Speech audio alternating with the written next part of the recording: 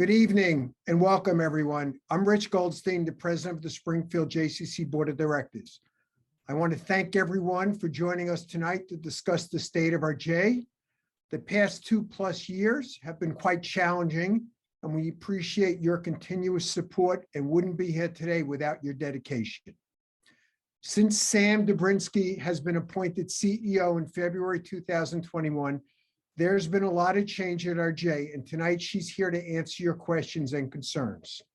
Sam's decisions have been made with full support of the J board, and all of us want to help you understand a little bit more about the future of the J. Our top priority is member and J staff health and well-being, and that will not change. Without further ado, I'm going to hand it off to Drew Sadowski, a member of the board of directors and our moderator for this evening's program. Drew? Thank you, Rich, and thank you for everyone for being here this evening. Before we dive in, I want to tell you a little bit about myself.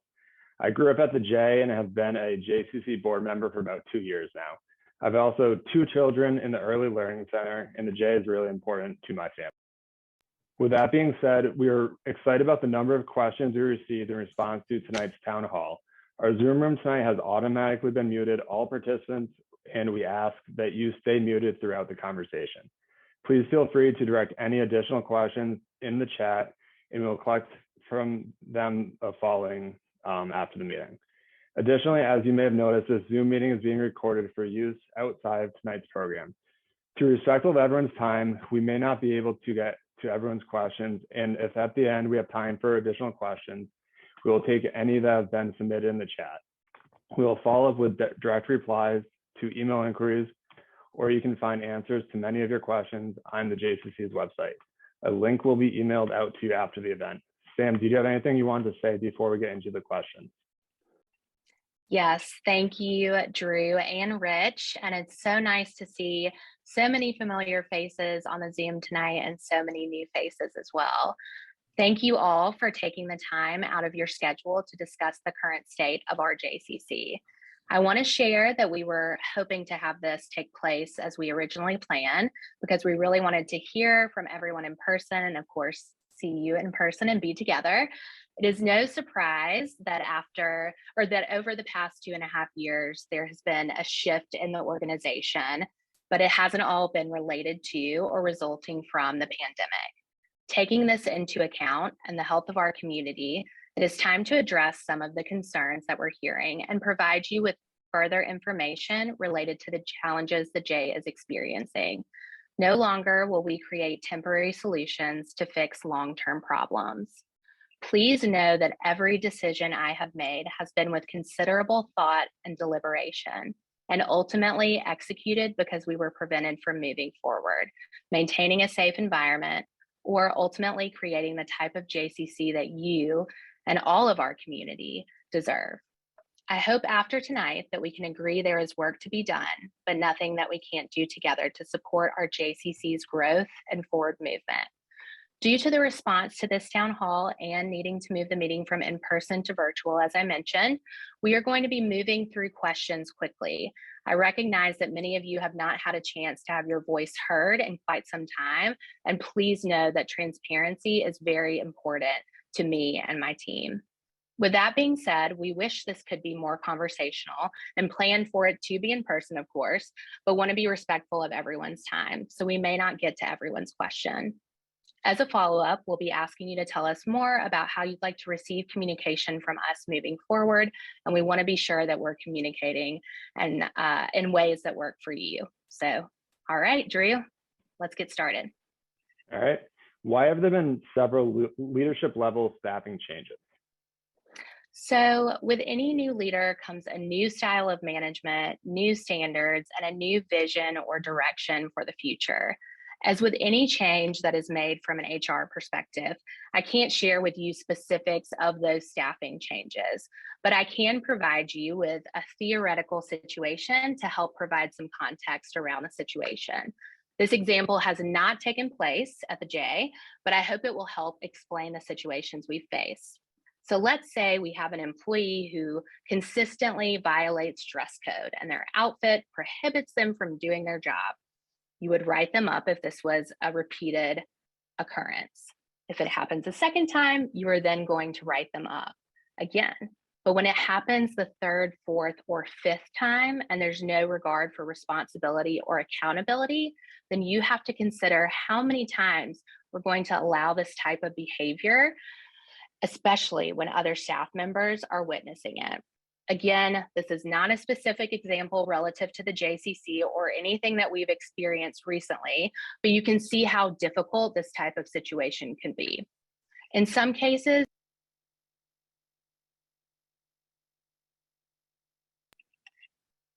sorry about that, I randomly got muted.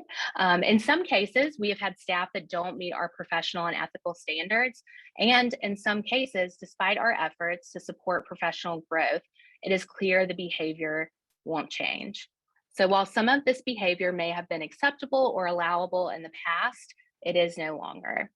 My hope was to work with the team that was already established so we could immediately begin innovating and moving our J forward. The labor market right now, as we'll get into in a little bit, is so difficult. So we are working really hard to retain staff. These are not decisions that we wanted to make or that we want to have to make. Since starting here, I've spent so much time assessing our staff skill set. Not only are our staff so valuable, they're creative, enthusiastic, passionate, and dedicated to the J and our community. The acts of leadership from veteran staff have been exemplary for the new staff we've onboarded. I am so proud of the team we're creating and their dedication to making the JCC the best it can be. Thanks, Sam. Why is the JCC having such staffing issues? So before we jump into the micro of this question, I think it's important that we lay the bigger picture and foundation for what's going on nationally.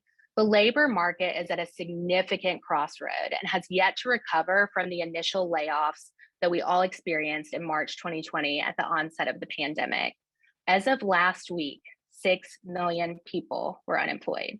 At the end of February, 6.4 million jobs were filled. That's great. But 11.3 million jobs remained open. Those who are unemployed currently are reevaluating their opportunities and considering what's important to them, such as remote work, et cetera. And just like everyone else, these desirable candidates are not in the hiring pool, causing not only a hiring frenzy for many organizations and businesses, but also causing these entities to adjust their business structure and organizational structure as well. Furthermore, employees who are working are stretched thin, taking on additional responsibilities and working overtime. When our CFO had to sit at our welcome desk for several hours on Friday, and unfortunately as recently as last night, I knew we had to do something. From this, I hope you can understand that staffing challenges are being experienced across the country, especially when it comes to lifeguards and early childhood educators. This brings us to RJ and our hiring challenges. To give you a very high-level timeline, I began assessing our compensation structure and organizational chart in April of 2021, a few months after I arrived, when we had a major exodus of educators from the Early Learning Center. Our educators were not being compensated properly financially or properly with their benefits, and we are working on that.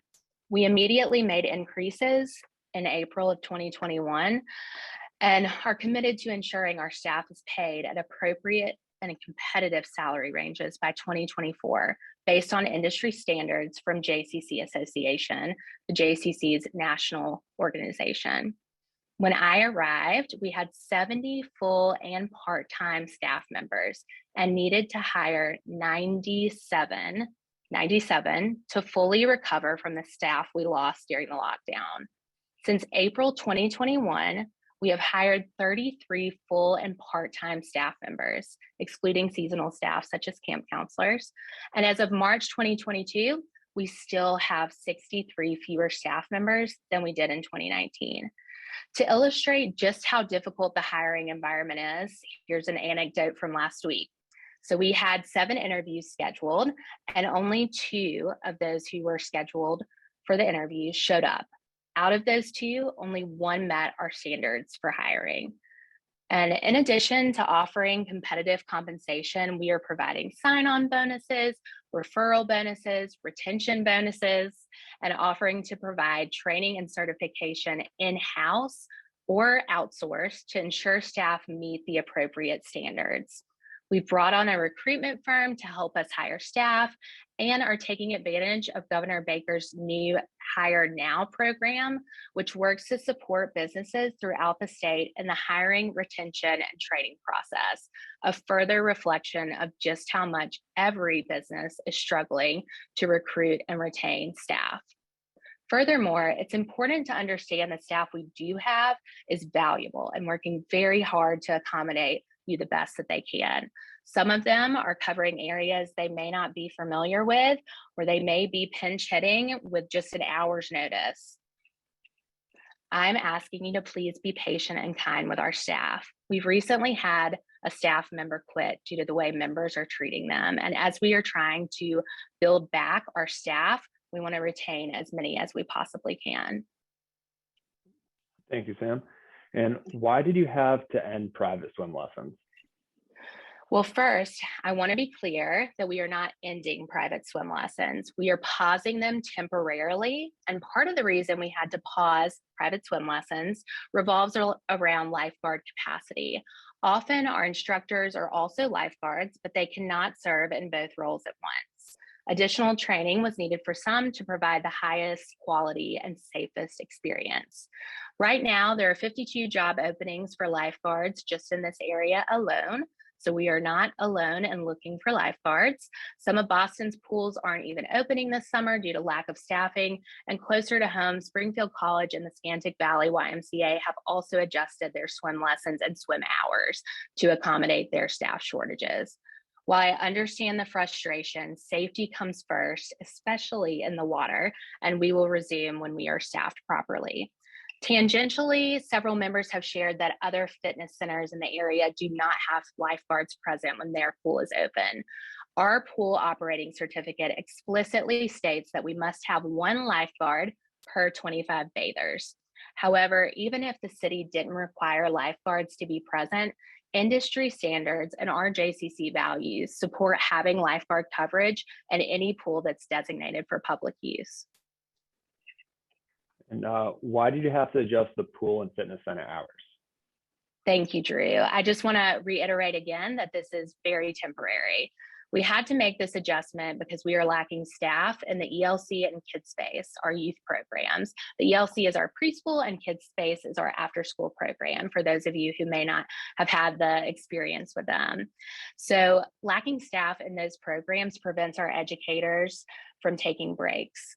Additionally, staffing shortages are being experienced in wellness, recreation, and aquatics. This has been a consistent problem that we've been dealing with since last summer, and it came to a breaking point in February. It just wasn't sustainable. The staff who were providing great coverage were not getting their actual work done. Our marketing director, CFO, COO, and other staff, including myself, were constantly being pulled to cover in areas lacking staff. We could not fix or address concerns while providing maximum services with 40% fewer staff than we had in 2019, 40%. It's like building a plane while you're flying it, which never works out well. The idea to redeploy our current staff in fitness, at the welcome desk, and in recreation came after our management team and several lay leaders brainstormed alternatives and reviewed analytics related to the usage of the facility over the past 8 months. The 11 a.m. to 3 p.m. time slot was the least frequented. Much of our staff in the Health and Wellness Center have experience in youth programs and can easily support the preschool and after-school efforts. When it came down to this decision, we considered all of our options. We racked our brains trying to think of a scenario where we wouldn't have to impact anyone in a meaningful way. We narrowed our options down to 2. The first option was closing 2 full classrooms, 1 toddler and 1 preschool in our ELC, which would have displaced 25 families, or adjusting our hours so we could still accommodate our health and wellness members while keeping these 2 classrooms open. I want to be clear that neither of these options are good options, but unfortunately, they are our reality right now, and they will not be our reality for forever. Just like CVS, which nationally is closing during the hours of 1 to 2 p.m. so its staff can take a lunch break, the JCC must provide breaks to staff. And to be clear, we strongly believe our staff deserve to have breaks. Unlike CVS, however, in our youth programs, we cannot close the classroom for lunch breaks. So staff must be present to ensure safety and compliance with state regulations. Both entities are valuable to the JCC, our youth programs and our health and wellness wing of the JCC. And we know that these adjusted hours are affecting people's schedules. We understand this is an inconvenience, and we are making progress daily towards operating for full hours. For those of you who would like to do so, the option to freeze your account is available during this time. And to better support our members who have been impacted the most by this change, we have decided to do the following. Effective Monday, May 2nd, we will be pausing our ELC swim lessons and making morning hours in the pool more available to members. We have already restarted aqua aerobics classes, which I know many of you are excited to bring back.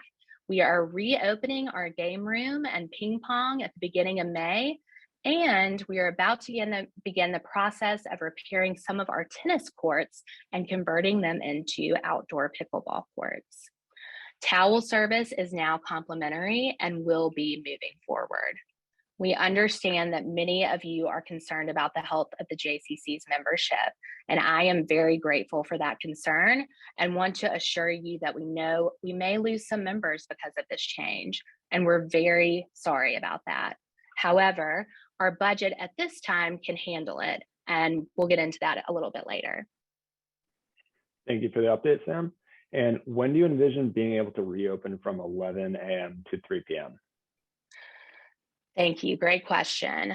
I am really proud of our staff's efforts around recruiting. We have hired 11 people since we changed our operational hours, and we are pushing as hard as ever on recruitment and retention.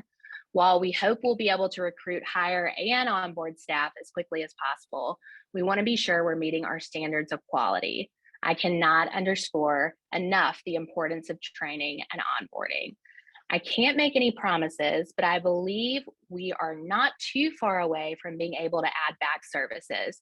It may not be all at once. Maybe we can start opening the pool and fitness center for an extra hour, but we are getting there. Thanks. It seems like a lot of the changes benefit the kids space and ELC, but I pay a monthly membership fee and am experiencing the brunt of the changes. I totally hear that, and I am really glad to have this question submitted and for the open and honest feedback. So thank you. Being part of a community center such as the JCC means that each program and department is innately intertwined with the rest of the operations. The revenue from our youth programs at this time represents 80% of the JCC's revenue. This short-term pain will support a long-term solution for every area of the JCC. I can assure you that our highest priority is to ensure that the JCC can meet your needs in a way that demonstrates our commitment to quality, safety, and engagement. I'm asking you for the long-term future of the JCC to hang in there with us for just a little bit longer, and I promise it will be worth the sacrifice now. Thanks, Sam. Another question that was asked is the JCC closing? No, no, no, no, no, no. The JCC is financially healthier than it's ever been. Our charitable contributions, I'm proud to say, and thank you to so many of you on this call, have increased by 1.5 times from 2020 to 2021. And our membership is up by 226 membership units from December 2020, putting us at about 70% of our membership pre-pandemic. JCCs and YMCAs across the country are hovering at an average of 65% of recovery regarding their membership pre-pandemic. Additionally, we have worked really hard, and I credit my amazing staff with these efforts, to seek out grant opportunities. We pursued governmental funds that have been made available because of the pandemic, and are proud to share that our financial position has never been better. Specifically, our financial reserves have almost doubled since 2020. So we aren't going anywhere. In fact, Daron Krakow, who is the president and CEO of JCC Association, will be here in May to demonstrate support for our JCC. Thank you for the financial update. And what other changes have been made at the JCC? Yeah, I'm so happy that someone asked this question. Right now, I know it seems like a lot of the changes have been tough, but there have been so many great changes and accomplishments, which we have listed on a landing page on our website. We will share the link with this group after the Zoom. Some of the highlights include receiving significant grant dollars in excess of $800,000 in 2021 and 2022. And that's to support the great work that we do in early childcare and our other childcare and after school activities, as well as camp. We are deepening engagement efforts and building back from the pandemic. Thanks. And what is being done to add group exercise instructors? Sure. So our new health and wellness director, Cassidy Audette, who started this past February, has some really exciting plans for our J. You all will become very familiar with her as our health and wellness programming gets underway. However, to answer this question directly, we currently have 9 group fitness instructors who teach a variety of classes. As we continue to recruit group fitness instructors, we've partnered with the Mandel JCC in Hartford to do pop-up classes at our facility to really diversify our offerings. We will have that schedule finalized as early as next Monday, and we'll be sharing with you all as soon as we can. We've also recruited 2 members of our JCC who are very passionate about fitness to become certified. So soon you'll be able to take some of their classes. We have 1 future spin instructor at least on this call, and that's Rich Goldstein. As a spin instructor myself, I can tell you that teaching a group fitness class is one of the most rewarding things that I've done. And if you're interested in getting certified, please reach out to me or Cassidy, and the JCC will support you in working towards that certification. Thanks. And with limited hours in the gym, the machines are heavily utilized, especially with some members sitting around on machines. So it's difficult to get a spot. Will you open the machines that were taken offline during COVID? Sure. The machines have been reopened with the exception of 1, which is in need of repair, and we are working on that repair. I know the adjusted hours have created more traffic during the hours that we are open, and our trainers are always trying to monitor usage as best as possible. The availability should be more frequent for both cardio and weight training. And if you are finding limited availability consistently of a machine that you like, please bring it to the attention of Cassidy or a trainer. We continue to monitor usage of machines as we rebuild, so it's very helpful feedback to know what machines are member favorites. Another question that was asked was, can you talk about the JCC's effort to increase staffing and programming for children? My family has tried to sign up for childcare, extracurricular activities, and swim lessons, and we are 0 for 3 because of reporting staffing shortages. In a related issue, it'd be great if the summer camp for kids under 5 could be more inclusive of kids who are not in ELC as well. Thank you, Drew. Some of the toughest conversations I've had are around telling families that we can't accommodate their children, whether it be for childcare or a recreation opportunity. We want to support families in our community, and we need more staff. We can never have enough staff, it seems. We continue to work with local colleges and other organizations to provide support, internships, jobs for students who are graduating or who are about to graduate and want to learn more about what it's like to work in a community center. I know I mentioned this earlier, but early childhood educator and other youth positions are the hardest positions to fill right now. There is a national crisis around childcare and youth services. In fact, just this past Sunday on the CBS Morning Show, there was a whole segment on how difficult childcare is right now from a staffing perspective and for our families. Additionally, we recognize that our communication around youth recreation program offerings hasn't always been delivered comprehensively. Oftentimes, our programs, like many town programs, have limited space and fill up really quickly. The last time we launched our soccer registration, we filled up in an hour and had a wait list within an hour and a half. We will work on publicizing all of our programs with registration, openings, and deadlines, and of course, hoping to create more capacity so that we can accommodate more families. Furthermore, we hope that working with community partners will allow us to increase our offerings so we can provide services for even more. There's a huge demand for all of our youth services, if that hasn't come across. This brings us to summer camp for kids under 5. We are at capacity for our preschool. And since it is a preschool and there are certain regulations that we have to adhere to, those regulations include strict capacity limitations. I believe in the past, the ELC turned into a camp in the summer, accepting children who weren't enrolled all year round. Unfortunately, we can no longer offer this due to teacher-student ratios and, again, our staffing shortages. My goal is to provide a safe environment for everyone, and we are not willing to compromise on care, period. Thanks, Sam. Another question that was asked is, why is it so hard to find a director for the ELC? Right. So the state of early childhood education in this country is challenging at best and in a crisis at worst. Every agency that provides childcare is struggling. We are offering some of the most competitive salary and benefits package in the area for a director, and we will not settle for anyone less than the right candidate. Our families and children deserve the absolute best. As of the end of February, we've deployed Senior Director of Youth and Family Services, Zach, a former superintendent with a master's in education policy from Harvard, to oversee the ELC, and his experience paired with a dedicated staff, and I know some of them are on the Zoom tonight, has fostered a new sense of community. We know it isn't perfect, but through this, we are supporting our teachers and families, which is something that hasn't happened since before the pandemic. Thanks, Sam. And what will the lap time look like when camp starts? Will we have to wait until 3:30 in the afternoon to swim?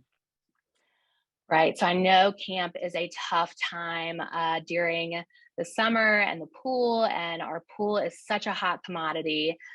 We know that camp is right around the corner, and we will be in touch soon to address any scheduling changes or accommodations if needed. We are working really hard to create a lifeguard funnel training program, offering lifeguard certification for free and a guaranteed job once candidates are certified for a certain amount of time. And we will be working really hard to accommodate our members and campers at the same time the best that we can. I wish we had another pool, maybe 2 more pools, and at least 10 more lanes. Thank you, Sam. So that's all the questions we had right now. If anyone has any questions, you can directly message Bonnie with any questions that you might have.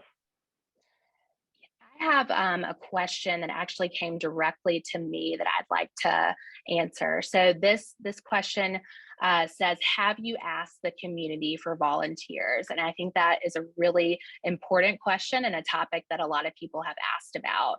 So we are looking for a volunteer coordinator to help support the management of volunteers. We have a lot of different schedules that we're looking to coordinate between our ELC, Kids Space, Welcome Desk, Aquatics, and the Fitness Center. It's a lot of administrative work and back and forth that our current staff just doesn't have the capacity to do. Additionally, any of our volunteers would need to go through a background check process, and they'd have to go through the onboarding and training process as well. So we are looking for a volunteer coordinator, but it just isn't as simple as it seems, and would love to hear from anyone who may be interested in serving as that role. Sam, I think that was all the questions. I don't believe there's any more that came through to my knowledge. So I appreciate everyone hopping on the call tonight. And Sam, thank you for taking the time. We appreciate everyone's participation in this very valuable meeting. And if you have any other questions, please feel free to reach out to Sam or the J directly. And thank you, everyone. Before we go, I just want to give an additional shout out to our amazing staff, many of whom are on this call. They are working tirelessly to provide the vital services that so many of you receive. So thank you. And if you see them, please say thank you to them in the hallway. We are very grateful for their hard work. Thank you all again for being here this evening, and we will follow up. Thank you so much.